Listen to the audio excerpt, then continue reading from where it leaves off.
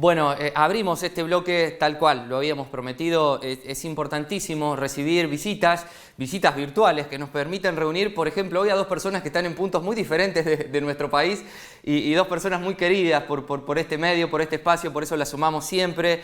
Y está del otro lado Jorgelina Basconi en Justiniano Pose y está Violeta Osorio, quien estuvo en Justiniano Pose hace algunos meses atrás presentando su libro. Así que muchas gracias a las dos por estar hoy acá.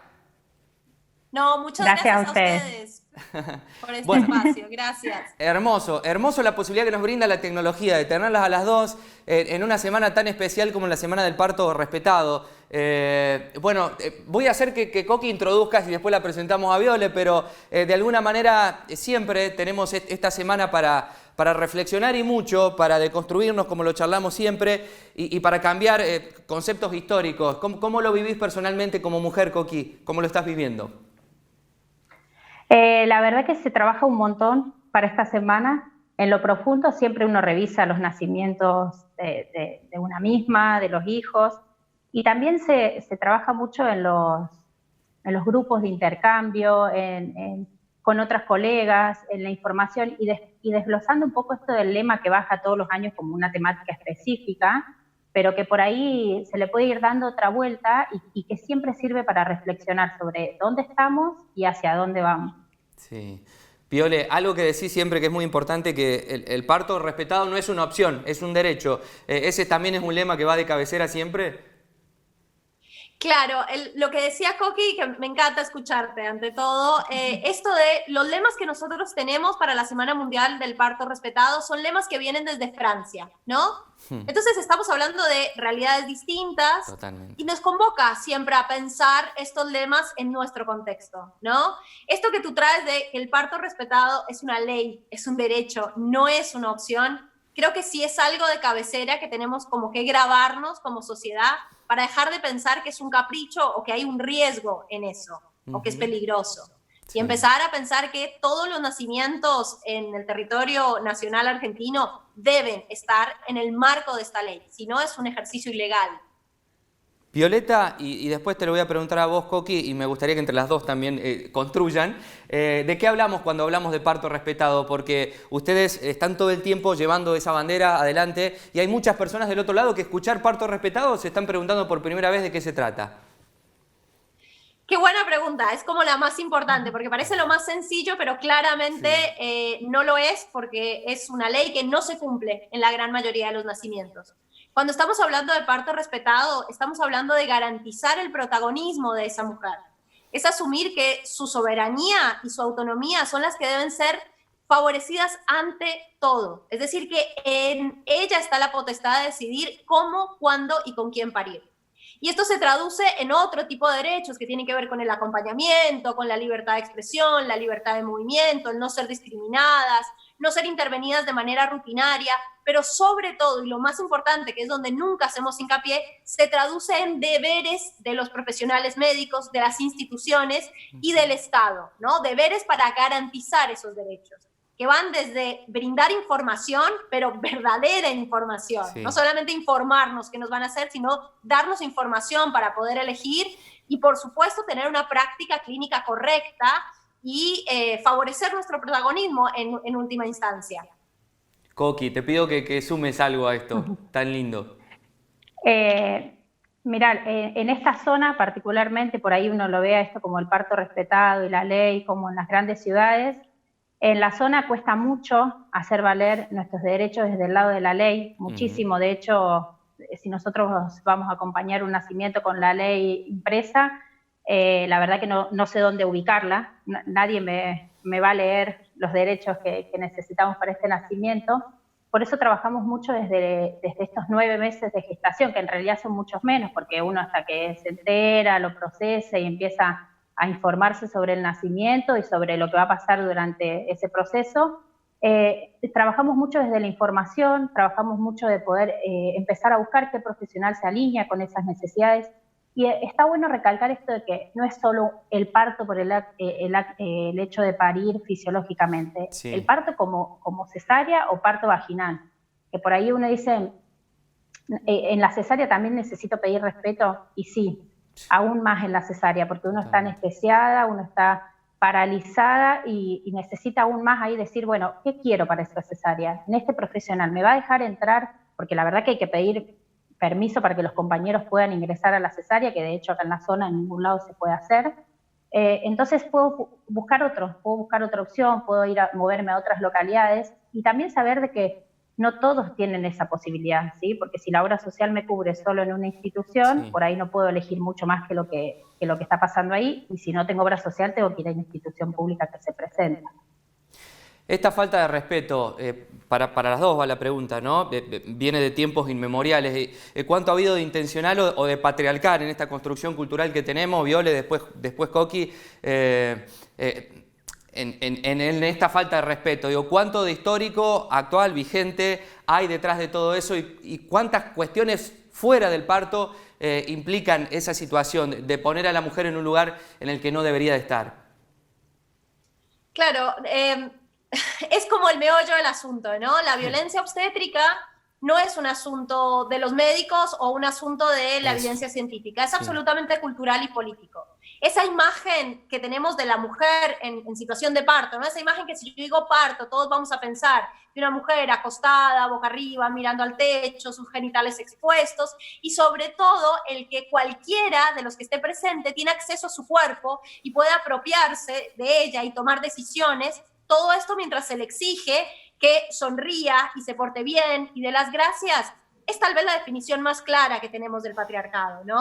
Sí. Esta cuestión de que las mujeres estamos sometidas a poner nuestra función y nuestra capacidad sexual y reproductiva al servicio de todos, pero también con la posibilidad de ser crueles con nosotras, una sociedad que es misógina y que realiza prácticas invasivas y crueles en nuestros cuerpos, ¿no?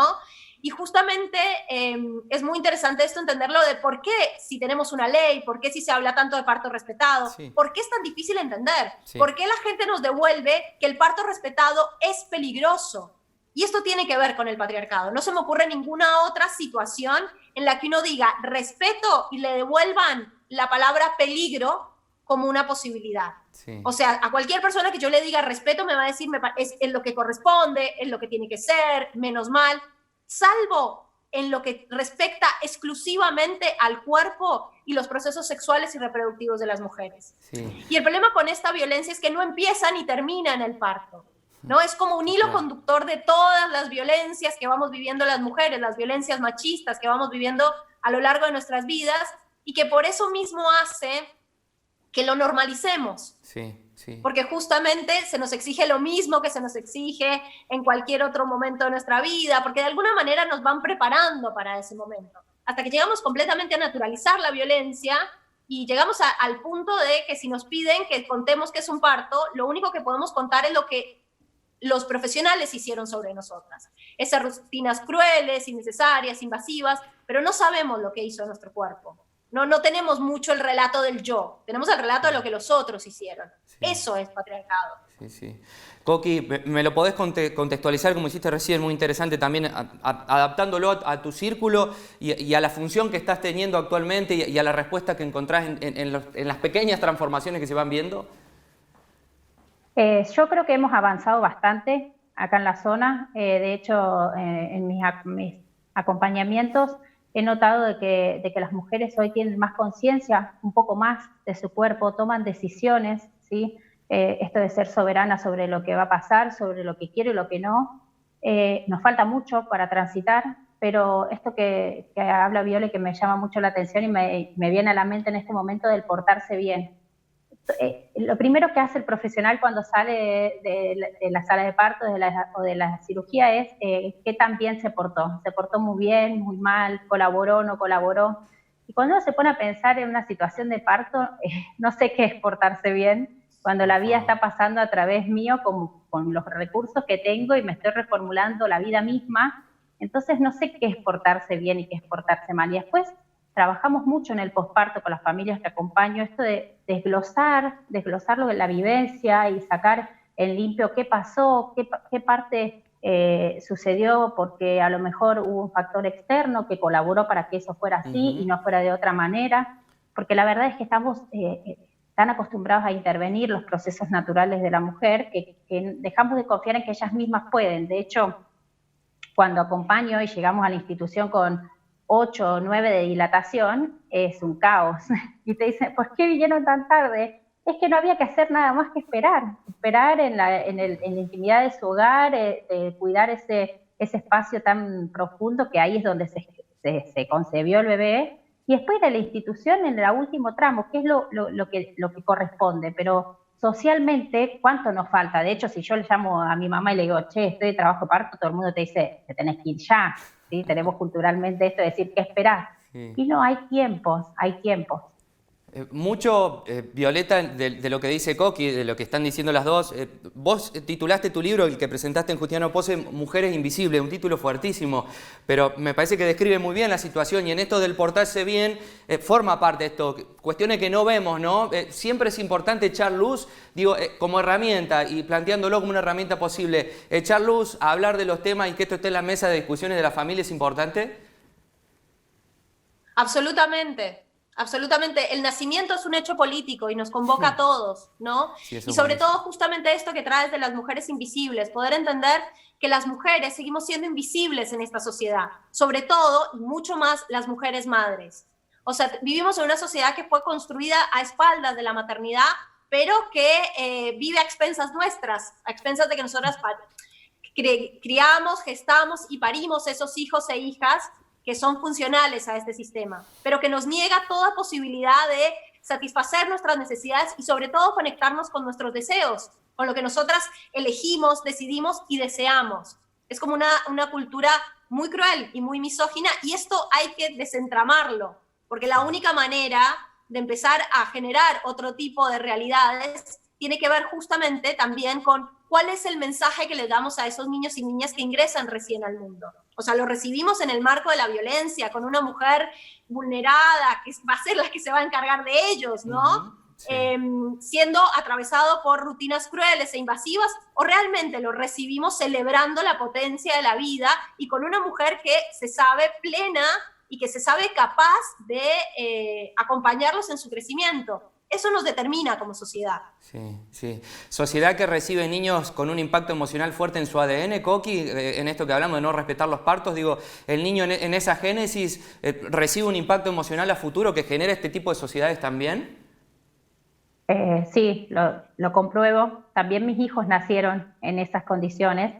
Yo no tenía toda esta información que tenía hoy y noto que es rotundo el cambio. Y aparte que la secuela de nuestro cuerpo siempre queda. De hecho, en esta semana del parto respetado tenemos una campaña con colegas en donde todos los días publicamos información nueva, y es increíble cómo las mujeres empiezan a indagar, cuestionarse, reformular ese nacimiento de mi hijo, pensar que a lo mejor que eso yo había vivido de esa manera y pensé que había sido lo mejor, a lo mejor ya no tanto, y empiezo a ver que quizás gracias a eso mi hijo a lo mejor después tuve dificultad con la lactancia, o no dormía de noche, o yo no podía reconocer qué es lo que este bebé necesitaba y no podía encontrar este exponencial de la maternidad que lo tenemos todos, que no quiere decir que aunque seas lo mismo, buena madre, mala madre, porque es colecho, porque es porteo, porque es la mejor forma que tengo de atender a este recién nacido. Pero inicia en el momento del nacimiento. Entonces, si yo vuelvo a mi casa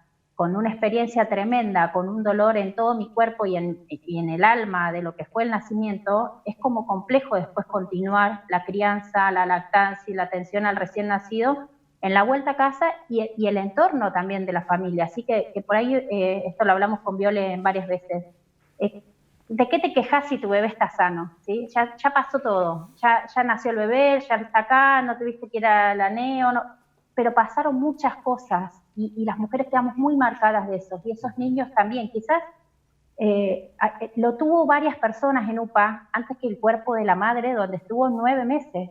Por ahí no nos ponemos a pensar, decir, ¿quién va a tomar a mi hijo? ¿Cuáles son las manos que van a tomar a mi hijo? Antes que las mías, no solo en el parto, en la cesárea. Bueno, quizás puedo pedir que ese bebé vuelva a mi cuerpo enseguida, quizás puedo pedir de que mi compañero esté ahí para hacer lo que yo no puedo porque estoy paralizada, pero en eso de pedir siento que es demasiado, que con todo lo que están haciendo por mí, también pedir que me devuelvan el bebé enseguida es como medio complejo.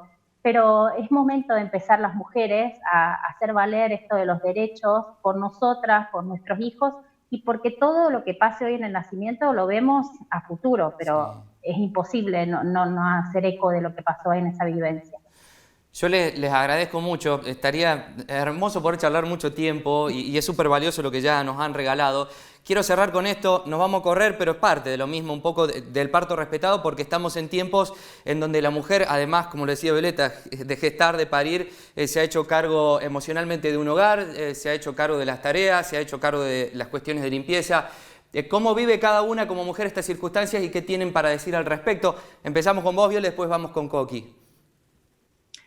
Bueno, personalmente creo que una de las cosas que las mujeres tenemos que empezar a desentrañar es justamente este concepto de la maternidad, ¿no?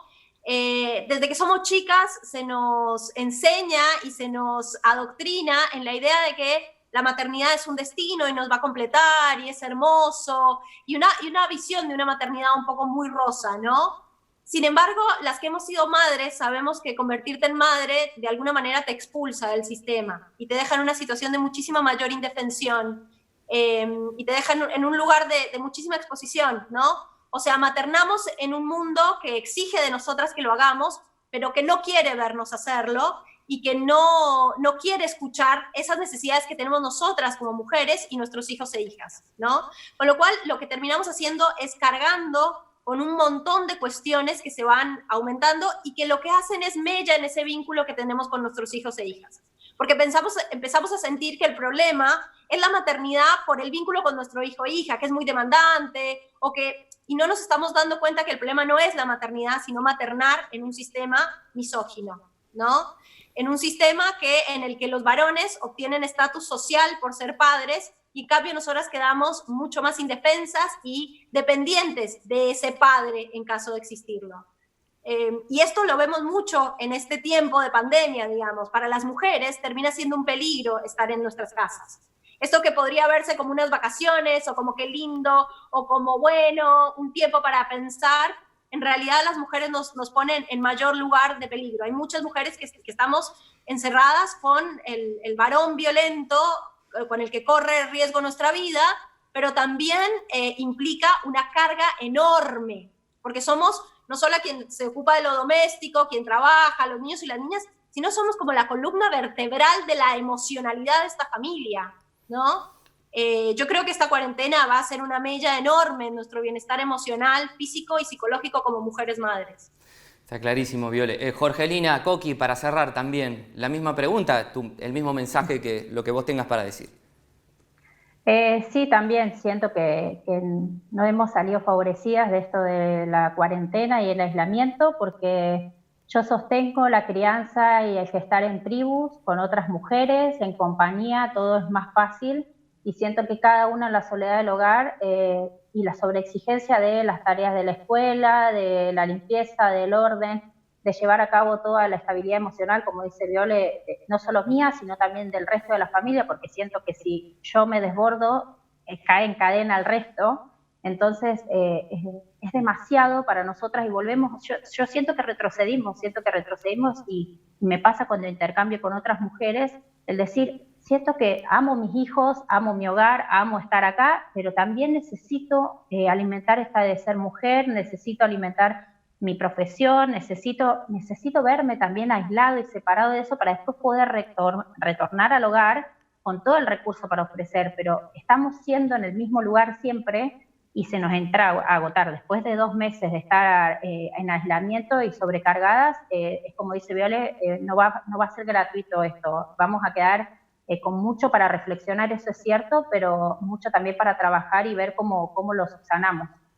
Bueno, gracias Jorgelina, gracias Violeta por este tiempo en este espacio que le hemos dado para que nos dejen su mensaje, y sabemos que a ambas se las puede seguir por las redes sociales, así que será el modo de contacto con quien se haya quedado con ganas de más. Un abrazo grande a la distancia. Muchísimas gracias a ti, muchísimas gracias, Coqui, hermoso espacio, gracias. Gracias. Bueno, Jorgelina Basconi y Violeta Osorio pasaron por esta pantalla en un programa que ha tenido mucha información, Fran, porque ya estamos un poquito pasados en el tiempo, pero nos queda una nota más que se corresponde con esto que hemos establecido hoy, también recorrer un poco los colegios, las actividades y cuestiones que tienen que posponerse, como lo que vamos a presentar.